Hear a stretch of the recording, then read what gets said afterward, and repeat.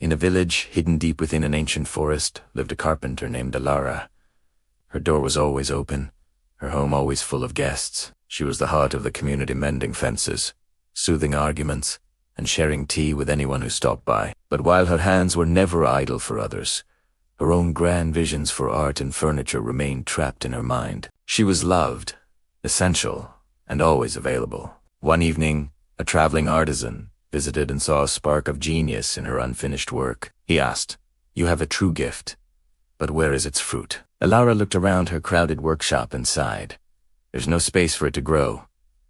The artisan walked to her door and gently closed it. The click of the latch was a sound she'd almost forgotten. "Create the space," he said, and then he left. The next morning, when the first knock came, Alara didn't open the door. She called out softly, "I'm not receiving today." The visitor left, confused. Another came, and then another. Each met with the same quiet refusal. The familiar hum of village life faded from her workshop, replaced by a deep, unfamiliar silence. At first, it felt like a loss, but then she picked up a forgotten chisel, selected a block of rich walnut, and began to work. Hours melted away. For the first time, her skill met her imagination without a single interruption. The village was puzzled. "Has she grown proud?" they whispered. "Is our company no longer good enough for her?" The stream of visitors slowed, and then stopped. Alara felt their distance, a hollow ache in her chest. But every dawn, she recommitted to the quiet, entering the sanctuary of her own potential monts passed. From behind her closed door came only the steady music of creation, the whisper of a plane, the rhythmic tap of a mallet. On the first day of spring, Alara finally opened her workshop. The villagers, drawn by curiosity, gathered to see what she had been doing.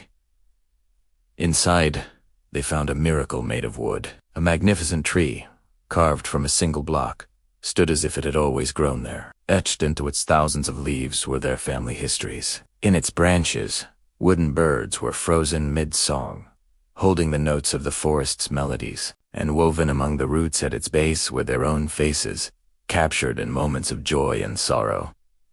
It wasn't just furniture, it was the soul of their community, given form. The traveling artisan, who had returned, stood beside her. A villager asked, "How did you do this?" He answered for her.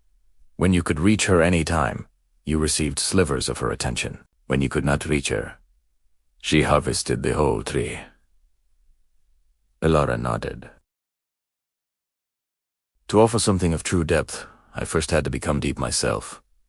From that day on, everything changed. They no longer saw her as just accessible, but as profound. Her example started a quiet revolution. The potter began spending mornings in silent study of clay. The farmer set aside an afternoon each week to dream up new ways to work the land. Alara had discovered a sacred truth.